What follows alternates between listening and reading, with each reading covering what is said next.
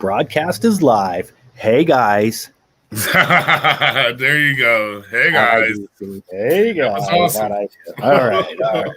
We're back again, gentlemen and ladies and fellow Patreons of nothingness thus far, but it's coming down the road at some point, right? Well, I want to give a shout out to our first sponsor, the Brothers Group. Thanks for all your support. All right, so Steve, what's up, man? What's up, bro? How you doing, bro? How you feeling Not about your much, man. Niners, bro? Huh? I've been Trey feeling area, bro. good. Right? It's been Trey. That's all everyone's been talking about. I mean, That's it. you can't That's help it, but bro. be a little excited after everyone was a little down thinking it's Mac Jones, and then you get the little jolt of energy. And now you get ready to go into the season. Now we just wait to OTAs and see what happens. Wait to some preseason games. Right now, it's just a waiting game. Let's see what happens. I mean, I already told you guys. I going by what the coach says. I kind of like that plan. Jimmy G gives us our best opportunity to win right now. Here. I I believe got we're, a hey, okay, we're a hold on. championship I don't want to. contending team. We don't need your opinion any longer. I want to know what your buddies, what your Niner pals, how they feel. What are they saying to you, right? When you guys get together, right? High fiving, white wine sipping, They love right? Trey Lance. I mean, I'll admit this. They're ready to jump Trey Lance in. They're like, man, Right now, they're ready to jump him in, literally like a gang, huh? Like you're ready, you're down, bro. Let's do it, huh? right. Yes, definitely. A lot of people You are throw ready it. for him. I mean, but personally, I think we have a championship ready team.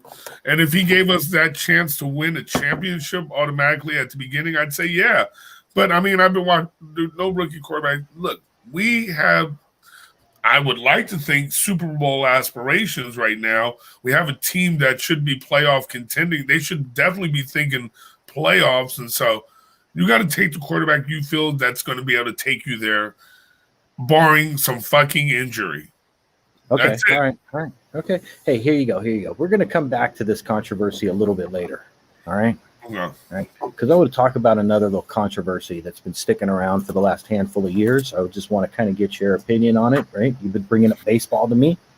So, something happened last night that I personally didn't truly enjoy, but, to me, I find this is a typical New York thing, right? If you've seen the Jose Altuve, fuck Altuve chant that the Yankees did. Yes, that they did last night. I mean, fuck Altuve,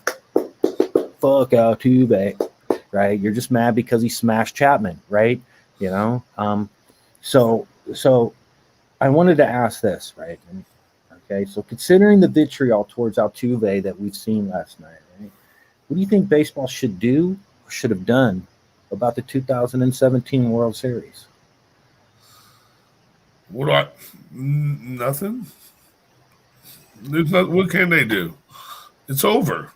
The series happened. It's done. I mean, the fans got to get over it. I mean, look, fans are fans, and they're gonna do shit like that anyway. I mean, he doesn't get it everywhere he goes, and yeah, he's gonna get it because It's gonna that's start. That's gonna start I'll tell you trending. this. It's terrible. That's a sign of respect. They used to say that. They used to say shit to Barry. Daryl, I mean, come on, man. That's Ricky. Yeah, that's baseball. right. So I don't have Right. nothing. I have nothing against it. Like the fact that they can say, "Fuck." I remember, if I'm not mistaken, I thought you couldn't cuss, but I guess if the whole crowd's doing it, it's hard to just kick everybody the fuck out. Yeah, what are right? you gonna do? What are you gonna do? Right. I mean, you've got So, 11,000. You've got 11,000 screaming New Yorkers out yeah. there. So You know what? Fuck ain't a bad word. Okay, it's not a fucking bad word, right? I call for a fucking cab. You call for a fucking cab too? I call for a fucking cab. fans are going to do that. Come on. That's fans Right? are. I mean, that's the nature of the beast of being an athlete, especially when you beat someone like the Yankees. That's it, bro. That's it. I mean, it's weird because I was listening this morning to a couple of different individuals that spoke about things regarding this, and and they're like, oh, they should strip them of the title, right? And I'm like, that's kind of no, you can't do that, because if that's the case, if you start going back and stripping for every quote unquote cheating scandal, right? How many World Series would you then take away, right? And one of the immediate rebuttals was, what about Barry? He cheated. If the Giants had won, Do you think they would have stripped that? Why him? Why only him? What makes you think that the team that he was playing against didn't have him? What makes you think that some of these guys, you know what I'm saying, that you've already put in the hall didn't do it, right? And then let's go all the way back to some of the other, scandals that had gone on from the Greeny era and all of these other things. How many guys were high on fucking speed? You know what I mean? Sign stealing has been a part of baseball forever, bro. How about sign stealing's been a part of baseball for a long ass time? The fact is it's modern technology is what's to blame for how smooth and how sick that they were able to set up the elaborateness of it, right? But sign stealing's been going on. I mean, shit, you would sit there if you were on second base trying to pick up on what the catcher was doing, right? You might tap your right leg, your left leg, you know what I'm saying? Just to let him know where the catcher's fucking lining up, right? Where he's showing the pitch is going, right? You know what I'm saying? I mean, you've been doing it, right? As a first baseman, I'm sitting there trying to decipher what the third base coach is telling the runner, right? This has been going on forever, right? The problem was, is that technology was involved, right? And I'm not going to say that I know 100,000% of the facts, but technology was involved to where it was some sort of fucking something system, right? But I mean, like you said, what can you do? Yeah, I don't think, for crying out loud, it's baseball. Like you say, they've been stealing signs and stuff like that for. How many home runs have been hit with a cork bat in the World Series? What about no problem? How many wins are we going to take away from Phil Niekro and his scuffing of the baseball? Right? I mean, we're going to make this game correct. No, we learn from it. We move on, right? But one of the biggest travesties in all of baseball, bro, is Pete Rose still isn't in the Hall of Fame. That's true. Right? I mean, I gave up on even wanting to visit the Hall of Fame a long time ago. I mean, I think it's just too presumptuous. I can tell you, if I only had one to visit, it would be the Pro Football Hall of Fame. You know what I'm saying? That's the only one I want to go to. That's the only one I want to go to. In Ohio. I mean, basketball would be kind of cool too. They let everybody's in the Basketball Hall of Fame. That's it. Yeah. So baseball would probably still have to be second. Basketball would be cool because there's like certain things that I would be in awe of seeing. You know what I mean? Yeah, the memories of some of the shit that we grew up through and shit like that. I get it, but the fact that like you're like, I mean, he was nice, but a fucking Hall of Famer. I tell you, seeing like to me, bro, I would be like in awe of how big Shaq's fucking first Reebok pumps were, because I remember they sent those mock ones out to Foot Locker and Champs, right? You know what I'm saying? That were like they were monstrous, bro. My arm could almost fit in that thing, like you could slide it all the way in, like dude. Remember they had the actual thing of Shaq at Warrior games, so you could stand next to him and see how. And they had one of Yao Ming, bro. Yeah, dude. Yeah. See, Yao Ming is even fucking bigger. Yeah. What happened to Yao was unfortunate, dude, because he had a chance of being a really, really big thing on top of being a really big thing, right? I mean, because he wasn't a bad player. Yao wasn't a bad player, bro. He wasn't Sean Bradley or Manute Bol. He was much better than that. Much better. Yeah. All right. So I have a follow-up about the little Altuve, right? Because they're talking about how he was once the hero, right? Before all this came out, he was once the hero, right? Mm-hmm. Because he's the little guy, right? He's he's basically the size of your son Anthony, for crying out loud. You know what I'm saying? He's fucking rips the ball, right? He's a great little player, love him. He's actually really fun to watch. That Houston team was talented. I don't care if they were stealing signs or not. It just must have been unfair that because they were that talented. Kevin Correa, a lot of them dudes, ballers, bro. So I follow up to this, okay? So does he have to leave the Astros to no longer to be the villain? Because they basically have stated that he's now the villain of baseball, the face of it, because he's still on that franchise. Yeah, I think and how quickly do you think Yankee fans would turn back to liking him if they signed his ass? First of all, Yankee fans would love him if they signed him. It would that's fan 101, bro. Like that's just how Yankee that is. Fan 101 at the very least, right? Yankee fan 101, but most fans 101. Dude, I've learned that at an early age. Well, about shit like that when we signed Deion Sanders. Did I hate Deion? Hell yeah, he played for the Falcons, bro. They played us twice a year. Hated Deion. Fuck Deion. Deion came to our man. I'm fucking doing the goddamn shuffle too. You know what I mean? Yeah. Show me the money. But did you have the cassette, bro? Be real. And I think I came to grips with like, look, I get players are wild. You come to my team, you damn right I'm gonna root for you. I'm not gonna hate it. That's why it was easy when people said Richard Sherman. I was like, bro, we did it with Deion. Why y'all tripping? Come on. And now what happened? Niner fans loved Richard because he played well. He was a professional. Bro, I mean, I'm all. So I know how that shit goes. What you're saying? Look, fans have no. Cowboys did it. Look, the last team I thought would ever sign T.O. would have been the Cowboys after that nigga stood on the sign. Stop it, Steve. Come on, bro. That's Jerry Jones. I mean, I'm just saying. He would sign you if you sold jerseys, bro. If you sold jerseys, he would sign you. I mean, but my point was, at that time, we didn't think that. We didn't think you would ever sign. Let's be honest. I remember these conversations. We didn't really. Again, will you root for you? Damn right, because the dude's gonna ball out on your for your team. He gets on the field and he balls. I mean, I'm just saying, it doesn't matter if you hate the player or like the player. When he's on your team, you're gonna. It don't seem right to root against you. Goddamn, you don't like this dude. So are you saying that in Yankee Stadium, if he signs with the Yankees, the chants go from fuck Altuve to Jose Altuve, Yeah. Right. And if he balls, it'll be MVP. Right. You know what I mean? Right. So look, let's be real. That's the nature of the beast. Right? Like with all fandoms, with all players.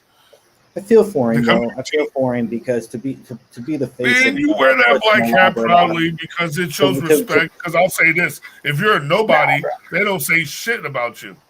If you're just a guy, you don't get the. You don't feel for him. He wasn't the only one. He wasn't the only one, bro. That was obvious. He wasn't the only one.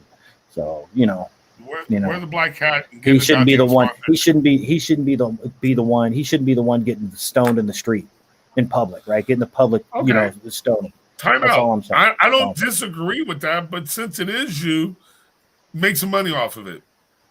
Right. I mean, I would. Oh, bro, if it were me, I would show up to every. Bro, I want to see it. I can't wait to see his bats today. Remember, hell, the Pistons did it. Oh, we're the bad boys. We'll own it. Okay. Now we'll own it. We'll own it. We'll own it. Yep. All right. Let's moving along. Moving on. Enough of this. Moving on. All right. So, I think we can all attest that the Pelicans are a good young fun team. Yeah. We can attest to that, right? Have probably the most exciting young basketball player there is, right? In Zion. Yeah. Right? Yeah. Agree. Agree. Yeah. So what I mean, So where do you see Zion playing in 5 years? Because it ain't in New Orleans. That's an excellent. The landscape of how the NBA is with players like that. Where you want to say. I'm just gonna say this. He's gonna end up on a coast team. He's going to be on the coast. Come on, bro. You wanted to say it, bro. You know exactly where you wanted to say he's going to end up. In LA? He's going to end up in Space Jam 3. You know it, bro. He's going to. I guarantee it. I almost feel it. If you're Zion, Williams over there, signing with LeBron's agency, and if you're Zion, yeah. If you want to build a big brand, here's the thing. There's a couple places you can go to build a big brand. But if you really want to be on the poster team of the magnificent centers and big, then you go to the Lakers. You're not a center, but you're a power forward. You're a power forward. Look, man, to be honest with you, if I was Zion, I would go to the Knicks. I'd go to the Knicks. Yeah, but if you go to New York and you fail, bro, you go to New York. Only Spike Lee will acknowledge you, bro. This is true. But all you need is. Then again, one. though, Carmelo went there, bro. But Carmelo was drafted there, though, too, dude. No, Carmelo No, was he drafted. he by went Denver. there. He drafted forced by his way Denver. there. That's right. I could see that Look. if he goes to New York, he would be beloved. Yeah. And you don't have to necessarily win a chip there, but you'd probably have a statue if you do. Where is he from? Sound like he's from the South. Like, you know what I'm saying? Like he looked like he's from the South somewhere. I mean, it feels that way. You know what I mean? It does feel. So I'm just saying, like, and yeah, I think a lot of times once you get those kids out in them cities and he sees some kids are apt to it, some aren't. But I think a He's lot of already them, been out there, bro. but I think once you're, and I think there's a draw to it. Look, I talk to my family members that are live in North Carolina.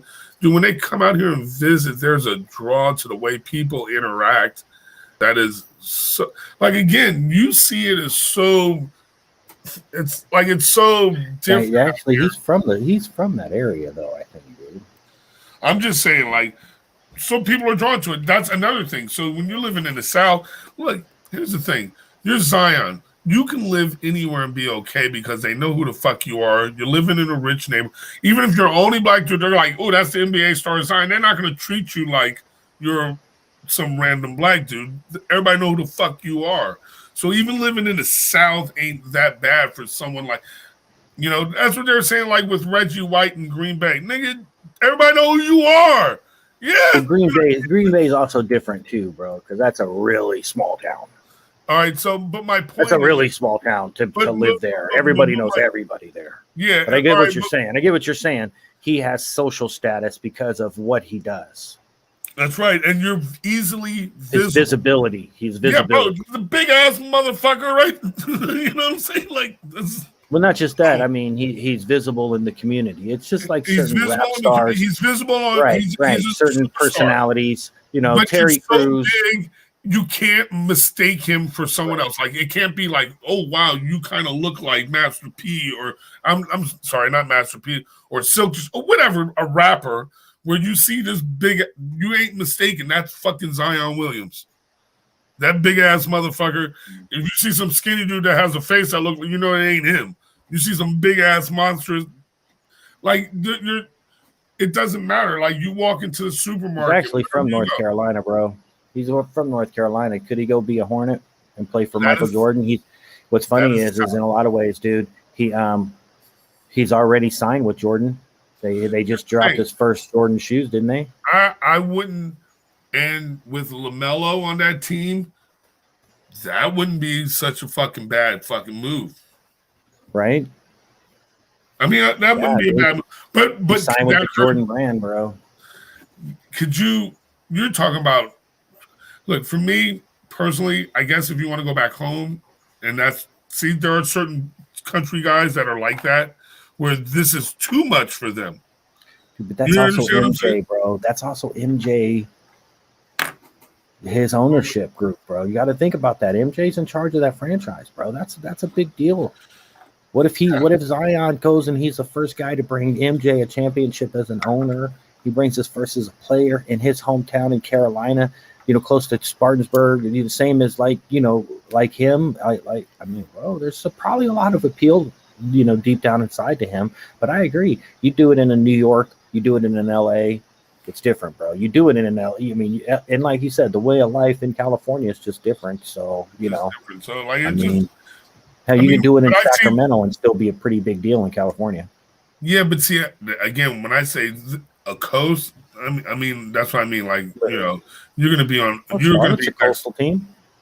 Yeah, I get it. Charlotte is a coastal team. That's what, you know, that. Hey. That's true. You know, yeah. Because here's the thing. As raw as Michael made the Bulls, I don't see them being relevant again until they draft a superstar. Those mid teams in middle America, their work is cut out for them. You know what I'm saying? Hold on, Stevie. Okay. You know, that's how I feel about it. Like, so most of the time, like those middle American teams, that for tacos. they have a hard time keeping players on their team. They have a hard time attracting players to their team. They have to get lucky and drafted. And when you get a team like, say, OKC, who drafted a bunch of players, you can keep none of them. You know what I mean? It's hard to keep some of them. You know what I mean? Like, and I think, Well, it's really hard too when you're, the best player in the league owns it's an agency, the player rep agency, and he signs a player in, a little small markets and says, hey, come play with me in big old giant number one market. And you could be in my movie and, we just, and you could, you know what I mean? So stop it, man. I mean, that's one of the thing is the NBA is such an AAU league at this point on so many different levels. And I think it's going to transpire into that. And if Jordan's smart, him signing Zion to a shoe deal, and I think that really gives him an opportunity to recruit him back home and say, let's win a championship here, because dudes are going to want to play with that dude. Well, I think that's another thing. I'm going to tell you, I think that's the one thing these if these mid, American teams in the middle of the states, they have anything, they got to get in the mid-tiers. The mid-tiers. They're not even so much middle state. It's not even so much middle America either, bro. It's just middle tier teams in general. Okay, middle tier teams. So the problem, look, Golden State was in that same fucking rut. You have to get a star that people want to play with that gravitates to them too. Right. So right. You're like, right. Even when you watch Warriors, let's be real. Let's be real, Steve. Steph and Clay are gone. Are the Warriors as attractive? No. Absolutely not. Everything loses. It changes, yes. It changes. Yes. That's over. But the one that doesn't change. There's one that doesn't change. The Lakers. The Lakers don't change, man. I don't know what it is. It's the Hollywood draw, bro. I mean, if you go down there and you're the man down there, even bro, being just be the man on the Lakers, and even if you're crap, you're still the man. Yeah. Right? You know what I mean? In LA. Yeah. And if you turn around and you do Kobe, if you do Kobe, you're legendary, bro. You know what I'm saying? Right? If you go down there, you do Magic, you're legendary, bro. Right? LeBron will never be legendary there because he's pit stop Johnny. He's done it at too many places. His greatness is the fact that it's the longevity of everything he's been on. He's his own legacy. He's not a team, right? You know what I'm saying? Right? I mean, if he did it all in one spot, that's one thing, but to go to the Heat and I'm not discounting it, but he'll never be the same legend that a Kobe is because he did it at one team. Well, I still call it the LeBron Invitational until he's out of it. Exactly, bro. LeBron could go to Memphis and recruit, and here's the thing: he's got enough pull, enough cachet that he can bring guys there and fucking compete for championships because he is that good, right? He is that fucking good, right? Regardless of what anybody wants to say, right? But secondly, guys want to play with him because he's that good. There are a lot of fucking coattails, bro. There are a lot of coattails. There are a lot of dudes that don't want to do the work. They just want to be on the court. There are a lot of dudes who want to swing the towels at the end of the bench. Do you know what I'm saying? Because it's great stories for the grandkids, right? But guys don't want to go out and defend and put in the work, So they rely on that cat, man. And Zion's that next dude, bro. He's that next dude where he's gonna have that recruiting power. All right, so I want to I'm ready to transition again, Okay, transition again. All right, so let's go in reverse here. I'm going to talk about the 32nd pick, 32nd team in the draft order. We're going to talk a little bit about Tampa Bay Buccaneers today, Stevie. Okay, I like it. Right. I mean, we'll go from best to worst. How's that? Okay. Okay. So that's the worst. Yeah, best to worst. Yeah. Right. Tampa won, so let's work our way down. Right. Tampa was champs. Let's talk about them real quick. Okay. So, all right. So in the draft, right, they drafted Joe Tryon, defensive player out of Washington. I like a lot. Right. They got Kyle Trask. Okay. People are questioning that pick, this, that, the other, because what does he do right now? Right. Other than the fact that Tom Brady is like 65. You know what I'm saying? I mean, cool. How long is Kyle Trask really going to sit and wait? 2 years? If I was Kyle Trask, I'd be there happily, bro. Yeah, I'd be there happily. Happily. I'm fucking ready. Yeah. When you're ready to give me the extension, let me know. Yeah. Tom, right, you right, do right. you. Yeah, you and then do they draft him, and then they draft offensive line help. Right. So I guess my question to you becomes this, right? When you see that they bring in probably one of the best players on their board. I like Joe Tryon a lot. I could tell you stories about him. Right. And then they bring in, offensive line depth and quote unquote, developmental quarterback. Okay. What do you think of their run it back mentality? You know what? Okay. I'm gonna Is it say good or that. bad? I actually like it because aren't they the first team to actually bring all starting players back from the Super Bowl? The only All team to ever 22. do that? Yeah, All all 22. That's the fucking. Hey, that's a testament to that. There, fuck it, run it back. I like that. I wish more teams could and would do that. Personally, like I wish if those are. I like that. Like as a Tampa Bay fan, I'm with it, and I like it as a team because you're like, okay, let's beat us, and I think that's going to be good for them. Actually, continuity in football is a major thing. I believe that turns good teams to great teams and shit like that. Like, there's reason why And it teams destroys can great beat a teams when player. it's broken up. It does, and so that's why I believe in continuity. Like, I believe there's something to it when you bring back all 22 fucking players, and they all know that guy is over there, this guy is here. We know this. These guys are now compete. And you can still have competition with the young guys for position and time. Fuck, you can be that starter, but in practice and OTAs, everyone sees you're getting beat up by this dude. That's easy to be replaced at that moment. This guy is beating you up. He's better. You lost it in competition at practice in front of everybody. I like it. I'm a big believer in that, and I think that fucking works. I think the teams that keep the most continuity are the teams that actually win. Let me ask you this. Okay, you ready? Right. So, because I do agree with you, 100%. I think that their continuity is going to be a big strength for them.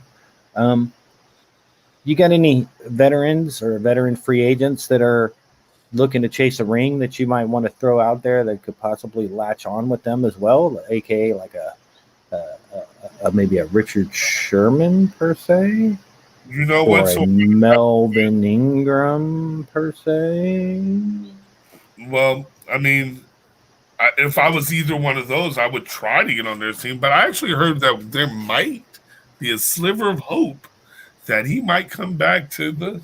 Come home, Richie. Hey, That's what all Niner fans need to go out and mimic the end of La Bamba and just go, Richie. I'm just saying. Of course, again, this goes to that point of liking a player now and how you felt about him back in the days and stuff, and the way he dealt with our young defense.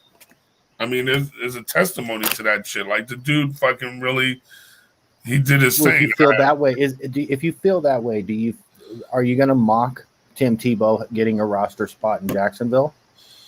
Am I gonna mock? You know what? Whatever. I don't. You know what? I don't care. If I was a Jacksonville fan, I'd be like, "What the fuck?" But I'm not. See, that's the thing, though, right? Right. But you just praised a dude because of his known work ethic and how he handles things and his professionalism, right? When you're talking about Richard Sherman, and if there's any one thing that Mr. Timothy Tebow is known for, it's for his work ethic, and it's right. So why can't you justify having a try-hard guy on one of your 90 roster spots? I'll tell you why. Because the motherfucker left football about 5 years ago, played baseball. I mean, dude, if you was down to be a tight end, you should have did that shit 5 years ago. Well, I mean, again, it wasn't the right situation for him. Okay, fine. You got your old fucking college coach back. He's willing to give you a shot at fucking tight end. Whatever. I'm glad if he makes the 53-man roster, I'd be shocked. But I could see giving him one of the 90. There you go. I could see giving him one of the 90 in the offseason. He's in the practice field, whatever. Practice squad, right? Coach, whatever. Right. Hey, but again, dude, it's about it. He's there to set the example. He knows he probably if you haven't had that conversation with Tim Saint, you know you're probably not getting to the 53, bro, ever. You know that, right? You know. I mean, but then again though, Herb might just be like, yeah, we could find a spot for him. Yeah. What if he becomes their Taysom Hill? He becomes their emergency quarterback type of shit, probably. What if he's playing special teams, blocking kicks like Taysom Hill, running, run plays, H-back position? What's funny that's exactly what he's going to play is H-back. That's what he should play, if anything, in my opinion. He should be a H-back. I think the utilization of the H-back position is too underused. What's funny is there's a couple of guys I was listening, they were comparing. I'm like, bro, he's Chris Cooley. What are you talking about? That dude is Chris Cooley, right? An H-back, right? Like, when I was watching the draft and they were trying to say, he's this tweener of bro, he's Chris Cooley. Don't you guys remember that far back what a real H-back looked like?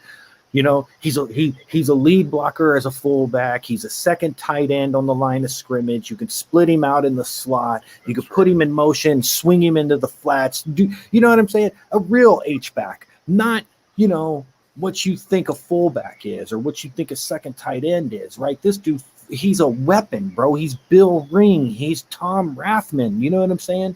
Right? Kyle Juszczyk. Well, he's more of a fullback with skills. Bro, come on, bro. Chris Cooley was even I would even go as far as say Bill Ring, Tom Rathman, and Juszczyk are more the same player. Cooley was a far better receiver than those guys. He was far better with receiving threat, but those guys are probably a better lead blocker. Yeah. But they're more of a utility fullback than a traditional fullback, which I've always liked. Right? I've always admired the Niner offense and their the West Coast esque. I'm a huge Bill Walsh fan, bro. I love the utilization of the fullback. Dude, I'll use all the positions, bro. Right? To me, come out in pro set, right?